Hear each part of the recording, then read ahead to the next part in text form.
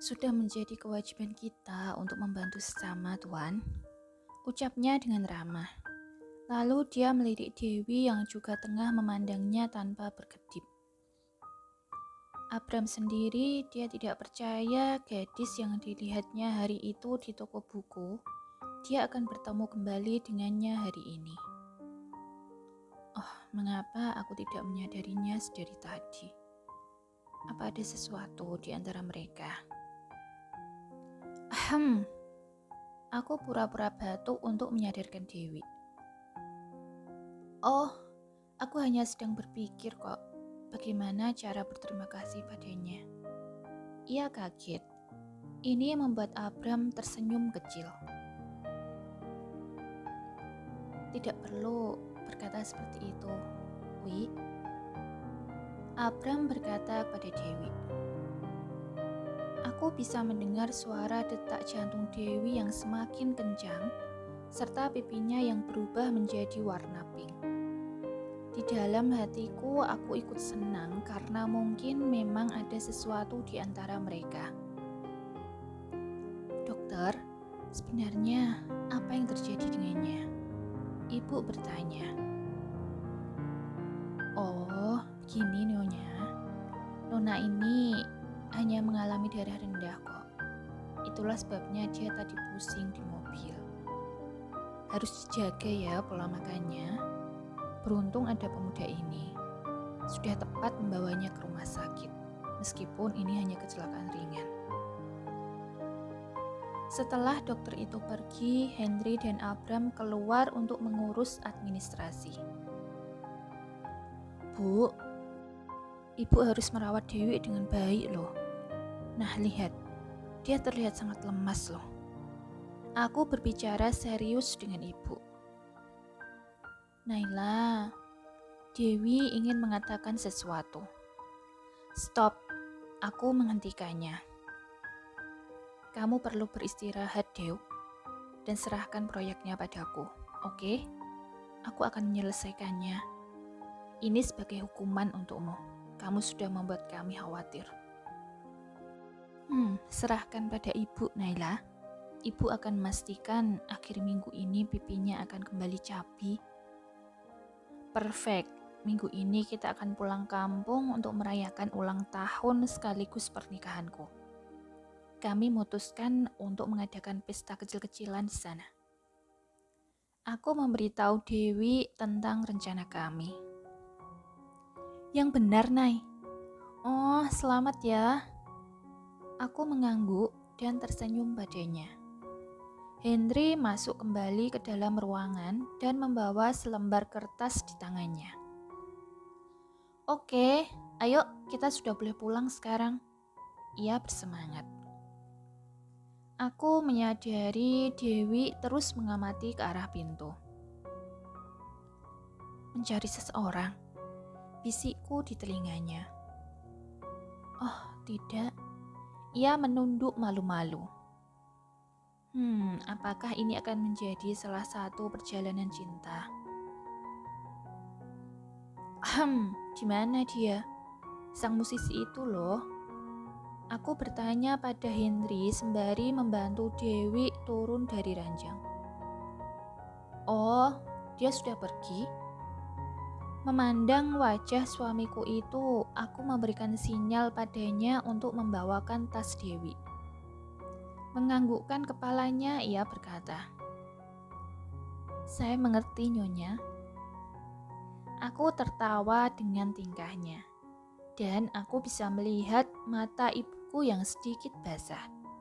Beliau benar-benar bahagia melihat kami bersama. Setelah mengantarkan ibu dan Dewi, kami pulang ke rumah kami. Rumah kami? Bukankah ini terdengar asing? Beberapa hari kemudian, Feby membooking beberapa tiket konser musik The Blues dan ia mengajak kami.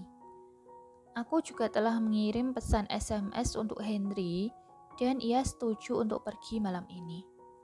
Bila kami tidak pergi, aku tidak bisa membayangkan wajah Feby yang lebih menakutkan daripada zombie. Karena masih ada satu tiket yang tersisa, jadi aku mengajak serta Dewi. Mobil kami berhenti satu persatu di parkiran stadium.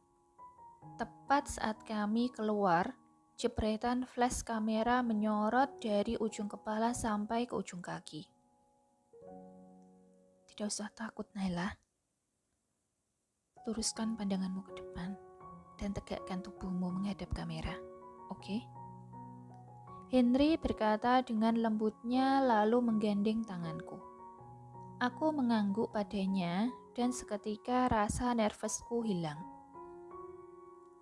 Ada aku bersamamu. Imbuhnya lagi. Tuan Henry, mengarah ke sini. Tuan Henry, siapa gadis ini? Tuan Henry, apa Anda berteman dengan Abram?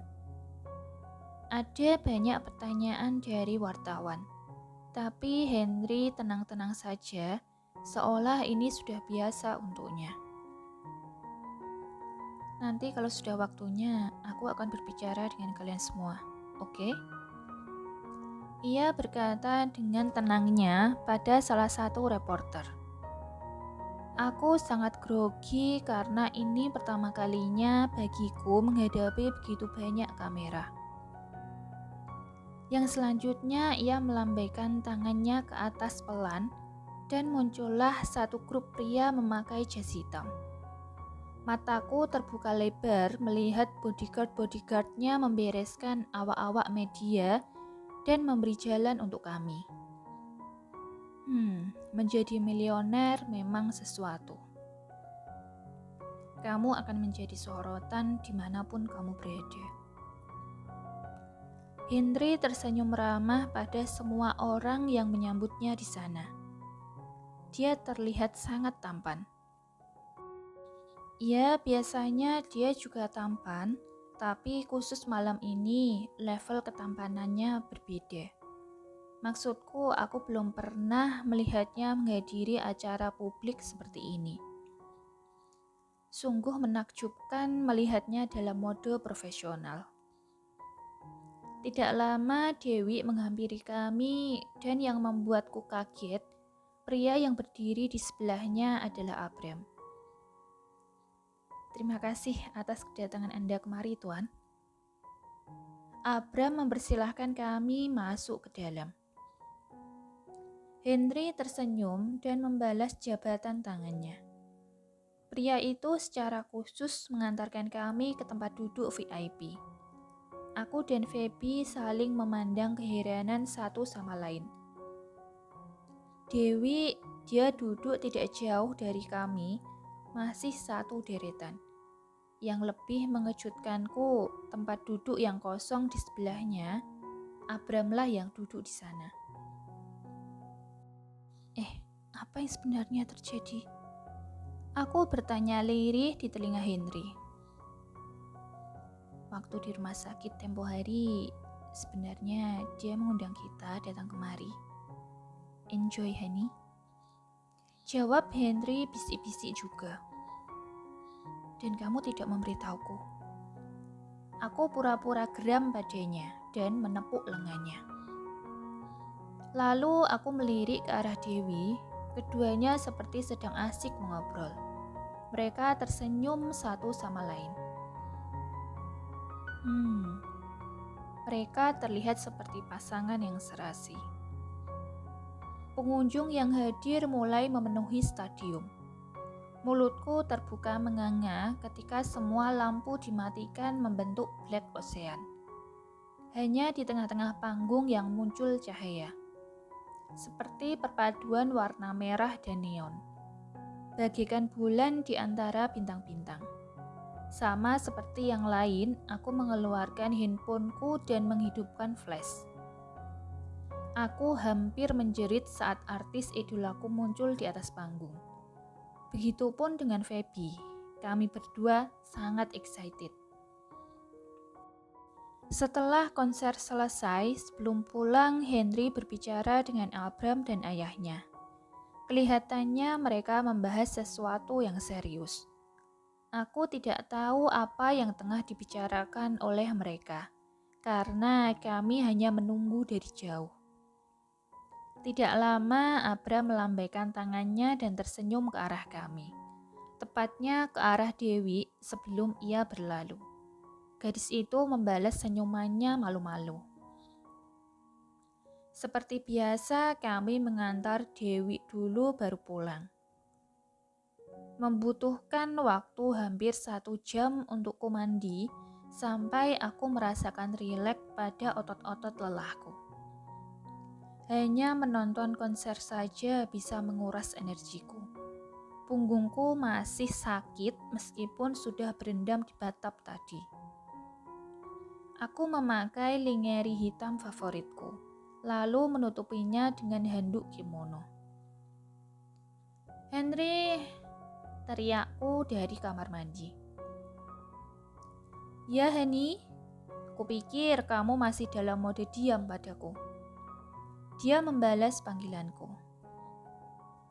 "Malam ini kamu tidur di kamar yang lain saja ya." Mengapa?" Ia keheranan. Membuka pintu kamar mandi, aku memasang wajah sedihku. Aku ingin menguasai seluruh kasurnya malam ini. Punggungku sangat sakit. Aku tidak tahu bagaimana aku akan bangun besok pagi. Aku akan membantumu menghilangkan rasa sakitmu. Ia berjalan mendekat dan mengangkat tubuhku sampai ke tempat tidur. "Nah, lepaskan handukmu dan berbaringlah." "Apa?"